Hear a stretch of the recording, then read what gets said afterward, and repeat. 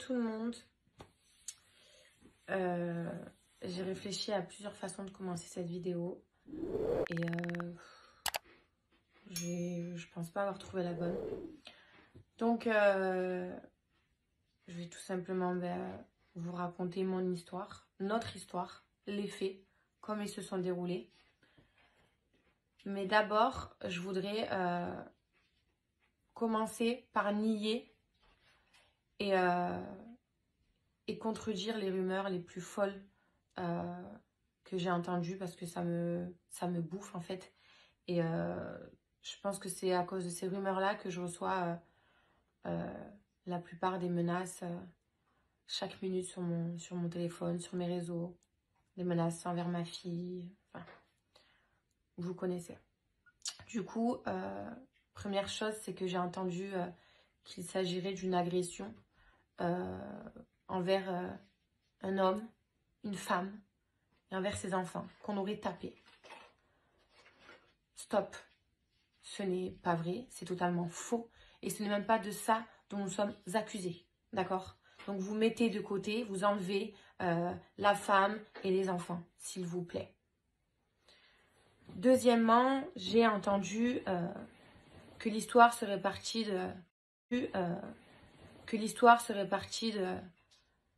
de Ricardo et moi. On est en train de manger, puis on croit qu'on nous prend en photo. Alors on va dire, vous arrêtez de nous prendre en photo et de là ça part en cacahuète. Je vous arrête, ça n'a rien à voir non plus. Donc l'histoire n'a absolument pas démarré ni de moi ni de Ricardo. Nous étions à part, l'altercation a commencé sans nous. Voilà, ça c'est les points que je voulais éclaircir avec vous. Donc pour reprendre les faits, voilà, ça faisait 3 jours que vous le savez, on était à La Réunion, dans un hôtel. Tout le monde savait l'hôtel où on était. Pendant ces 3 jours, on a croisé des fans, on a croisé des Réunionnais adorables, on a pris des photos de bon cœur. On a été ultra gentils, à la hauteur de l'accueil qu'on a reçu des Réunionnais, qui ont été ultra sympas. Et heureusement, ça me fait garder un bon souvenir des Réunionnais, de la Réunion malgré tout. Ensuite, je voudrais aussi éclaircir un point. J'ai entendu Néouda et Ricardo sous coque, sous ci, sous ça. Comment vous dire? Ricardo ne se drogue pas. Ricardo fume des clopes. Voilà. Moi, ma famille sait, les gens qui m'ont connue savent que je ne bois pas d'alcool. Je ne fume plus de cigarettes depuis 1 an et demi. Je ne fume pas de joint. Je ne me drogue pas. Je ne fais rien. Je ne bois même pas d'alcool, même pour mon anniversaire. Tout le monde le sait. Tout le monde sait que Néouda, elle ne fume pas, elle ne boit pas. Par contre, j'ai vu que y a des personnes sur les plateaux télé qui se sont permis de dire certaines choses. Sachez que j'ai pris un avocat et que toutes ces diffamations ont été actées et les plaintes vont être déposées. Parce que je ne laisserai pas les gens me salir. Ensuite, avant aussi de continuer l'histoire, je voulais vous expliquer pourquoi j'ai décidé de parler face à mon téléphone sans personne autour plutôt que d'aller sur un plateau ou d'aller dans les médias. C'est que, une fois de plus, les médias, les plateaux télé ne nous ont laissé aucune chance et n'ont absolument pas respecté la présomption d'innocence. Alors je me voyais mal aller sur un plateau et me sentir à l'aise face à ces mêmes personnes qui nous ont enfoncés dès le début et qui nous ont laissé aucune chance. C'est vrai que Ricardo et moi, on est les coupables idéaux. Je vais sûrement pas vous contredire. Mais c'est pas pour autant que nous sommes coupables. J'ai une mauvaise expérience en France avec la télé, etc. J'ai une mauvaise réputation. Mais putain, je vais vous prouver qu'on n'est pas des monstres. Et nous ne sommes pas des monstres. Absolument pas. Alors, pour continuer l'histoire. Donc, ça faisait 3 jours qu'on était à La Réunion. Tout s'est super bien passé. Dimanche midi, on s'est réunis pour aller manger comme à notre habitude. Il y a une grande terrasse. Et une petite extrémité de la terrasse est séparée par une baie vitrée qui est fumée, donc on ne peut pas voir à travers. Ricardo, mon papa, Laïa et moi, on a l'habitude de se mettre ici. Comme ça, on est à l'écart, personne ne nous voit. Et comme ça, on n'est absolument pas stressé de savoir qui pourrait prendre ma fille en photo ou non. Voilà. On a amené notre fille, c'est à nous de la protéger et c'est à nous de faire en sorte de s'éloigner un petit peu des foules et des téléphones, ce qui est normal. Et ce jour-là, on n'a eu aucun souci par rapport à ça. Johanna, la nounou, qui s'occupe uniquement des candidats des anges et qui ne s'occupe absolument pas de ma fille, ça a été dit, mais c'est absolument faux. C'est une personne qui travaille avec la production. Elle était en train de manger avec 3 candidats. À la fin de leur repas, je suppose, elle vient me voir et elle me dit, écoute, Nouda, Rika, moi je vais monter en haut, je vais raccompagner les garçons et ensuite je vais descendre vous voir. Donc on attend notre repas, on n'avait pas encore commencé à manger, on attend notre repas. Et puis là, je dirais un laps de temps de quelques minutes, j'entends, parce que je ne vois pas ce qui se passe dans l'autre partie de la terrasse, des applaudissements et 2 voix d'hommes en train de crier. Mon papa, ma fille et Ricardo ne bougent pas. Et moi, je décide juste de me lever parce que je me dis quand même c'est bizarre et d'aller voir. Et là, je vois Johanna, donc qui doit faire entre 1m60 et 1m65, ma petite Johanna, je l'aime trop en plus, qui se fait agresser d'une agressivité au départ sans violence, mais agressivité quand même, qui se fait agresser et elle ne pouvait même pas répondre puisqu'elle ne pouvait tout simplement pas en placer une. Donc j'entendais mais de toute façon t'es moche, qu'est-ce que tu veux, qu'est-ce que tu viens me prendre la tête, tu crois que je suis qui, tu sais pas qui je suis ici, cassez-vous, on vous veut pas ici, nanana.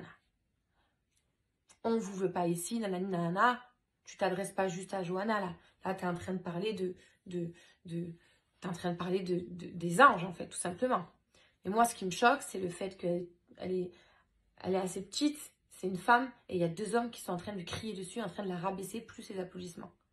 Donc je me permets d'y aller et de me dire, mais stop, arrêtez de lui crier dessus, en fait, ça va pas de crier comme ça sur une femme. C'est pas possible, on parle pas comme ça à une femme, en fait. Et à mon tour, je me fais allumer. Et ça repart de plus belle. Mais vous croyez où? Mais on s'en fout de vous, etc. Qu'est-ce on s'en fout de vos photos? Moi, pour le coup, je savais pas que ça parlait de photos, puisque j'étais pas là au début. Donc je savais même pas pourquoi l'altercation avait commencé. De là, un groupe de filles, pendant l'altercation, Ricardo était toujours avec ma fille à table. Il n'était absolument pas là. Il y a juste mon papa qui s'est levé parce que mon père, forcément, c'est la première personne qui a envie de me protéger. Donc, il est venu juste parce qu'il a vu que je suis partie. Il a dit, je ne vais pas la laisser partir seule. Donc, de là, les hommes qui crient. Moi, sur le côté, une table de filles m'appelle, me dit Néouda. Je dis oui. Elle me dit, écoute, elle me dit, la fille, elle est venue nous voir, elle nous a prévenus pour les photos, etc. Je suis désolée, mais nous, on n'est pas des sauvages, en fait. Si on a envie de prendre une photo, on va vous demander gentiment, on va pas venir vous la voler, on va pas venir la voler, donc je vois pas pourquoi elle vient nous voir, etc. Donc, en gros, je comprends que ils auraient mal pris que la nounou est allée les voir en leur disant, écoutez, faites attention pour les photos, s'il vous plaît, les diffusez pas, etc. Faut pas les diffuser si vous en prenez. En gros, c'est une histoire qui est partie d'eux, ils ont mal pris que la nounou vienne leur dire faites attention pour les photos, etc. Et de là, je leur explique, je leur dis écoute, elle fait son travail, elle est venue vous voir, c'est pas personnel, elle fait son travail, donc elle est juste venue, un peu prévenir tout le monde qu'il fallait faire attention, c'est tout, sans aucune méchanceté. Et dans tous les cas, je ne pense pas que ça vaut en échange de se recevoir une agressivité pareille de la part de 2 hommes, des t'es moche, des qu'est-ce que tu veux, bouge de là, tu prends pour qui à venir me parler à moi. Du coup, moi, je réponds à ces filles-là, je leur dis, voilà, moi, vous comprenez, hors de question, que je l'entende se faire insulter et se faire rabaisser de moche, etc., sans rien dire. Et de là, le fils du maire m'entend dire, moi, vous comprenez, je peux pas laisser accepter qu'on la traite de moche. Mais comme c'est lui qui a dit, t'es moche, nanana, il me regarde et me dit, c'est moi qui ai dit qu'elle est moche. Qu'est-ce que tu vas faire? Qu'est-ce que tu vas faire, toi? Je dis qu'elle est moche, je continue à le dire. Tu vas faire quoi, toi? Tu permets d'ouvrir ta bouche? Entre autres. Hein. Et de là, une dispute éclate donc encore plus entre lui et moi. Et je lui dis, mais c'est quoi ces manières de parler en fait? Je lui dis, on est des filles, je vois pas pourquoi elle est... Moi, je reviens sur le côté, on est 2 filles, mais moi, ça me choque à quel point genre, on peut être aussi agressif face à 2 femmes en fait. Et de là, en fait, il s'approche vers moi. Et tout ce que je vous dis, c'est noté, c'est dans ma déposition que j'ai faite au commissariat de Saint-Denis. Et donc, du coup, et à ce moment-là, donc le fils du maire s'approche vers moi en fait, avec la main devant. C'est allé très très vite. C'est-à-dire que dans ma déposition, j'ai expliqué, je vais pas mentir, je peux pas vous dire qu'il allait pour me frapper, je peux pas vous dire qu'il allait pour me gifler, pour m'étrangler, je ne sais pas. Maintenant, il est allé vers moi en criant et en ayant la main en avant. En ayant la main en avant. Ça, dans la loi, c'est une agression. Tout comme moi qui crie sur quelqu'un dans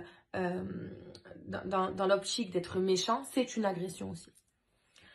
Donc de là, Ricardo qui n'avait pas bougé jusqu'à présent, je vous l'assure, et les témoins le disent et peuvent vous le dire, et je reçois des centaines de milliers de messages et je vous les montrerai. Ricardo n'avait pas bougé jusqu'à ce moment-là où il voit le fils du maire s'approcher vers moi violemment et agressivement, et il vient pour le stopper. Il le repousse. Il y a une différence entre pousser et repousser. D'accord? Pousser, c'est violent. Repousser, c'est de la protection. Donc Ricardo le repousse. À partir de ce moment-là, ils se sont, le maire, le fils du maire, le gendre, la mère, se sont rués. Ils ont littéralement sauté sur Ricardo, c'est-à-dire qu'ils l'ont englouti. Je ne le voyais plus. De là, j'ai paniqué. J'ai hurlé. Ma fille était témoin.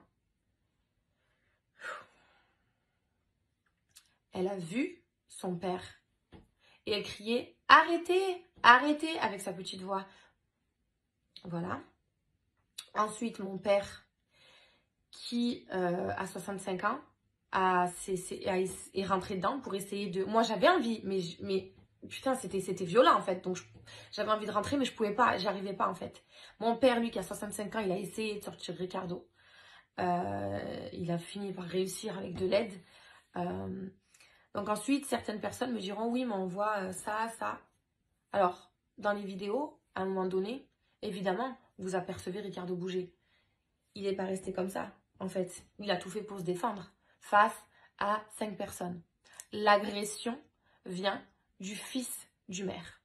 Étonnamment, le fils du maire, on n'en a entendu parler que depuis hier. Nous, à la première heure où on a été entendu par la police, on a directement parlé du fils du maire. Et le pire pour nous dans tout ça, c'est ce qui s'est passé après. Donc, nous sommes allés au commissariat, il y avait la garde à vue. Puis pendant ce temps-là, il y avait une campagne de haine qui nous visait. Tout ça à l'initiative du maire, qui a raconté un tas de mensonges que tous les Réunionnais, enfin, qu'une partie des Réunionnais ont cru. Les réactions étaient assez violentes envers nous. Une partie des Français aussi ont cru à cette histoire, donc nous ont tout simplement détestés. Donc on reçoit des menaces, des insultes, alors que tout ça, ça vient d'un mensonge. Alors j'ai pas envie de m'apitoyer sur mon sort, j'ai pas envie de faire la victime, mais imaginez-vous 30 secondes, imaginez-vous 30 petites secondes que nous sommes vraiment innocents. Mettez-vous à notre place et imaginez-vous comme c'est dur d'encore une fois porter la casquette du monstre. Voilà. Alors que les monstres, c'est pas nous. Ma fille a tout vu. Ma fille est victime. Enfin, tout ça, ça va être réglé. Ça va être réglé en justice. Mais tout ça, ça laisse des traces. Parce qu'encore une fois, on a mis du temps, Ricardo et moi, à se protéger. On a pris le recul qu'il fallait. Ça faisait 4 ans qu'on ne se montrait plus. Et là, c'est reparti. On est heureux dans les histoires sombres, etc. Alors qu'on n'a rien demandé. Maintenant, je voulais quand même aussi remercier toutes les personnes qui nous ont soutenus. Je voulais aussi remercier Valentin, Wassim, tous les comptes télé qui nous ont soutenus, qui ont mené des investigations, qui ont payé en plus. Donc, merci beaucoup. Et voilà, il était important pour moi de rétablir la vérité. J'aimerais que vous me croyiez. J'aimerais avoir votre soutien pour une fois. J'aimerais juste de la solidarité parce que je vous jure qu'on n'y est pour rien. Et ne croyez pas tout ce qui se dit. La vérité est en train de sortir. Et les personnes coupables seront condamnées. J'y crois et on fera tout pour. En tout cas, on est soutenus, on est aidés, on est accompagnés. Et on est ensemble, on se soutient. C'était important pour moi de rétablir ma vérité et la seule vérité.